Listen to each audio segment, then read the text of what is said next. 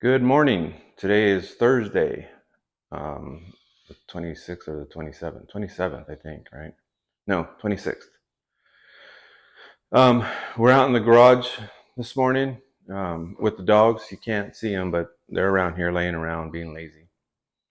Um, I wanted to continue with what we were talking about as far as what's the next step, right? We talked about classical conditioning and how that interacts with your marker, whether it be a word or a clicker or a noise of some sort. And how that mark is classically conditioned in the dog, right? We also talked about operant conditioning, conditioning or learning that's based on actions and consequences, right? With positive reinforcement, negative reinforcement, positive punishment, negative punishment. Today, I want to talk about how do we actually even get a behavior? How do we get the dog to do something, or how do we even start from ground zero? There are 5 ways that I use to obtain a behavior or to get a behavior out of a dog. There may be more, I don't know, but these 5 I've used for years and they've never let me down. So, number 1 is shaping. Number 2 is capturing. Number 3 is luring. Number 4 is molding. And number 5 is modeling. All right. They're not in any specific order. That's just what came up off the top of my head. So we'll start at probably what you've seen me doing with Floki over the past couple weeks is luring and capturing. So I'll start with luring. Luring is just exactly what it says it is. It's like fishing, right? And I'm not a fisherman. I think I've been fishing twice in my life. Um, so you'll have to forgive me if I don't know the right terminology. But you take your bait, which is food or something that looks like food or smells like food, you put it on your hook and you cast your line, right? And you start reeling it in, usually, um, to lure those fish over to your bait with hopes that they'll obviously get the bait, then you set the hook, and now you got a fish, right? It's the same theory. We're using something that the dog wants to move him into a certain position. For Floki, it's food. He likes toys, but he doesn't care. He doesn't care to follow toys too much. There are the jets again. I don't know if you can hear them, but I guess we're getting ready for World War III. Um, so we're using food and we're luring him into a position. So he's following my hand, whether it be right hand or left hand or wherever I want him. This is where you'll see luring is used a lot in these like Petco, PetSmart type puppy classes or dog training classes where it's very basic. And you'll run into people that they'll have a dog and for whatever reason everybody seems to want to show off that the dog can sit, and you'll see them do this: sit, sit, sit, sit, and about on the 15th sit, that's when the dog sits, right? And oh yeah, he's trained. That is a leftover or a remnant from luring. So basically what they're teaching in those classes is you take the food, put it on his nose, raise it up and over his head goes up, butt goes to the ground, and now he's in a sit, right? But they don't really complete the training process. They just use that, right? And they end up having to use a lure every time for the rest of the dog's life. You should work towards fading lures. And we can get into that later if you want more info on that, on how we do that. So luring, that's number 1. So I can lure Floki up onto his place board. I can lure him to follow me. I can lure him into a heel. All those kinds of funky things, right? Capturing. You've seen me use capturing with Floki because for whatever reason, he doesn't like to be lured into a down. And some of my, or at least one of my Instagram videos shows that, where I try to lure him with a piece of food. I'll bring it down toward his front paws. And as his head goes down, his butt comes up. And then he kind of backs away. So what I did was I started capturing. Now, what is capturing? Capturing is just waiting until the dog performs some sort of behavior that you find desirable, using your marker, whether it be a word or a click, and then food or toy, right?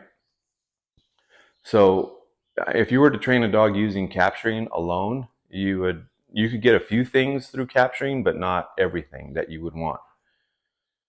So I was having trouble with him going into a down by luring, right? So what I did was I sat down in a chair in the backyard and I put the place board right at my feet. And obviously he knew place and he knows sit. He knows, sometimes he'll go, place and sit like really quick. Because that's what I've reinforced, right? And he did that a couple times. I clicked and fed a couple times, and then I would toss a piece of food away from the platform. He'd get it, and then he'd come running back. Well, one of those times that he came running back and got on the platform and sat, I didn't click. I didn't do anything, right? I just waited. And there was confusion. You could see confusion on his face. He's looking around, sniffing the platform. He would get off the platform, get back on, go into a sit, do all kinds of things. And it probably took about 10 minutes for him to finally get on the platform. And on his own, he kind of got bored, I guess, with the whole process, and he laid down. As soon as his front paws or his front, I guess, elbows hit the ground in a down position, I clicked and I gave him a lot of food. In that example, I captured that behavior of down, right? And if I did that, I don't know, probably 10 repetitions. I didn't do too much. I didn't want to get him bored. But now he'll get on the platform and almost automatically go into a down. That poses its own problems, right? Because now I got to get him back up into a sit. So I'll lure him using food. I'll lure him back up into a sit, click and treat, if I want the sit. If I'm good with the down, then I'm clicking and treating him for the down. Does that make sense? That's capturing. We got luring, we got capturing, we got modeling. Modeling, again, is just, it is what it sounds like. You're going to be a model for the dog. A lot of the times, dogs will model behavior after each other, whether it be good behavior or bad behavior. See one dog bark and then the other one starts barking. That's modeling, right? For us, one of the better examples, because I've experienced it quite often, is let's say you're walking along and you come up to some sort of a barrier, or what the dog feels is a barrier in his mind. It could be, for example, let's say a puddle of water, right? And they get to the puddle of water, they put the brakes on. And you're like, it's just a puddle of water. We just walk right through it or walk over it, right?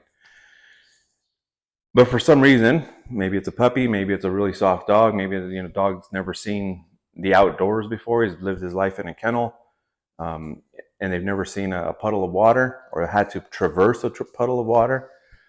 That may give them some issues. So they get up to the puddle, they stop. Now, we can pull them through it, right, by force while they're, resisting. We could do that. But what kind of message does that send to the dog in his brain? He's already scared of something, and now you're going to force him through it. Is there a place for forcing? I think there is.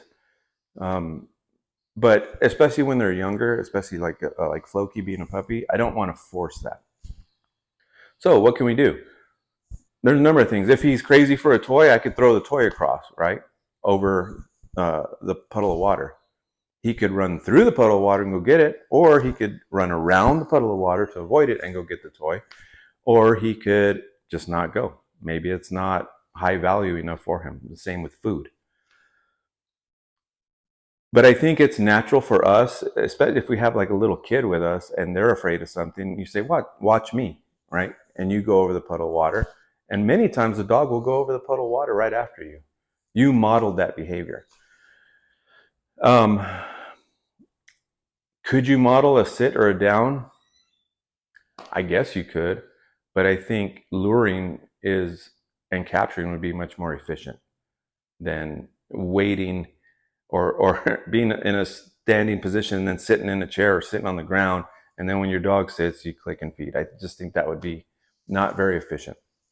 I've never tried it though. You guys may want to try it and let me know. All right, so that's modeling. And then the next one is molding. Molding is, again, just what it sounds like. you can view the dog as a lump of clay, and you're going to model him. You're going to use physical manipulation in making him do what you want. And that can go anywhere from very light and gentle manipulation to very heavy manipulation. Okay. When I first started with K9, a lot of heavy manipulation. So in other words, molding, and I'll tell you how we did it back in the day. This was the early 2000s or the mid 2000s. To get the dog to sit, we would pull up on the leash, which was attached to the collar, right, which is around his neck, and then we would push down on his bottom, on his butt side. So we're pulling up and pushing down. Basically, we are physically manipulating him into a down. Okay, that's molding. Could you do it? I'm sorry, into a sit. Could you do it with a down? Yes, you could. We used to give pressure downward on that leash and maybe some force with our hand down on his shoulder blades. And as soon as the dog went down, then we praised him, right? Is there a place for molding? I think with young puppies, there isn't too much. If he allows you to manipulate him and doesn't get scared, then yeah, you can do some light molding with him, for the sit, the down, or maybe scooch him over to your left leg for a heel position. You can, if the dog allows it. I don't think it's necessary for a puppy, and I wouldn't encourage it, and I'm really not doing that with him. I'm letting him try to figure things out on his own. What about an older dog? I think that there is a place for that. Obviously, you would want to try your best to teach the dog what you want from him before you force him to do something. Okay? That's kind of the philosophy I went with when I became a trainer in K9. I wanted to teach the dog in a positive way, using positive things, where I wanted the dog to be, what I wanted the dog to do. And I wanted to get it nice and solid, that behavior nice and solid, before we did it for real. So I wanted to do it in a low distraction environment where I could use food and clicker, and I did use food and clicker with police dogs. It can be done. And teach them exactly what I want. Sit, down, stay, here. The basics. And then when we move to somewhere else, again, stick with basics. Sit down, stay here, use a little bit of food, and then fade that food. Because the dog at that point should know exactly what you're asking from him. So if you ask for something after the food and the clickers are gone, and he does not perform, because some of these dogs just don't want to, then I'm okay with physical manipulation, pulling up on that leash and putting his butt down and telling him, you got to sit, right? So there is a place, not only with law enforcement or sport, high-level sport dogs or military dogs that are pretty gung-ho, pretty hard. I think there's also a place for it with pet dogs, especially if you get a dog that's from the pound, that's, has gone through a number of owners, that is just a real pain in the butt, that thinks he runs the show. And you can do as much as you can with the positive stuff, or with the food and the toy stuff. But at some point, you're going to have to face the fact that you're going to have to apply positive punishment. All right. So yeah, so there's that. The last one is shaping. Shaping is you can define it as rewarding successive approximations of a behavior. In other words, that sounds very convoluted. But as an example, let's say we have our training platform, like the one I made for Floki. And let's say you're in a room with nothing else but that platform.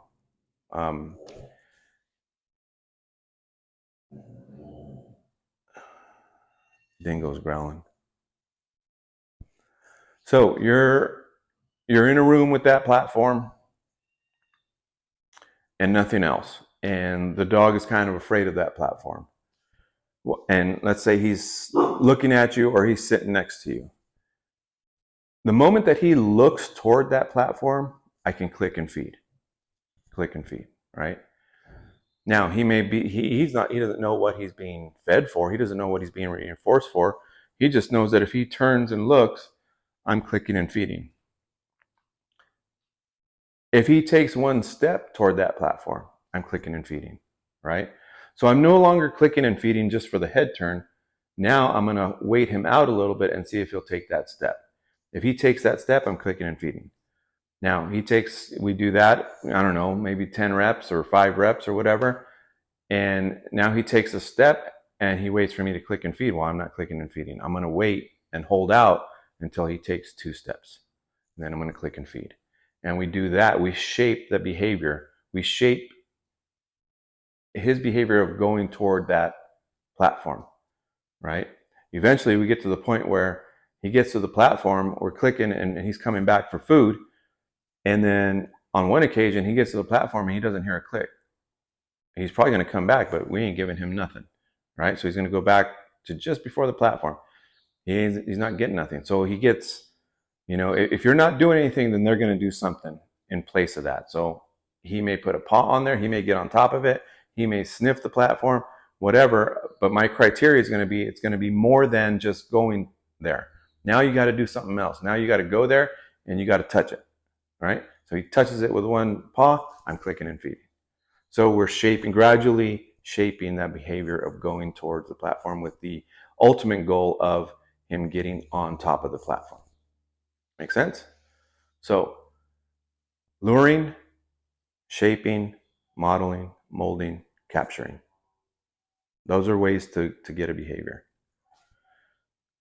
Well, what are the phases of training these behaviors, right?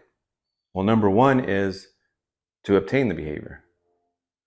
That's it, right? So you're going to use one of those 5 previous ways to get the behavior. And that's step 1. Once you got it, step 2 is to make it fluent. Just like learning a new language, just like learning a new skill, just like, sports, you're going to do it over and over and over again until it's fluent in your training environment, right? Once you have it fluent in your training environment, then you do what's called generalization, which I like to call taking the show on the road. Dogs are not good at generalizing. In other words, if Floki is doing well in this garage or in my backyard, and we're fluent in what I'm asking him, like he's like 95%, he's sitting 95%, he's downing when I say it, I can step out to my front driveway and it could be a total crap show, so to speak, right? He could, like if he forgot everything we've done over the last couple months. Because dogs don't generalize. They don't know that if they can do it here and it's safe here, that they can do it over there and it's safe there. So once you leave your classroom, so to speak, at home, and then you go out and try to start to generalize it, you may have to take a step back and start with click and feed again. And it won't take long. Once you do a couple of reps out somewhere else, then he'll be, okay, now I get it, right? And where do you generalize things? You generalize things everywhere, right? Everywhere that you would normally go, that's where you want to generalize those behaviors. So on your walk, you stop and you do some sits and some downs, some recalls, some stays. If you go to Lowe's or Home Depot where they allow dogs, same thing. You got to do that stuff over there.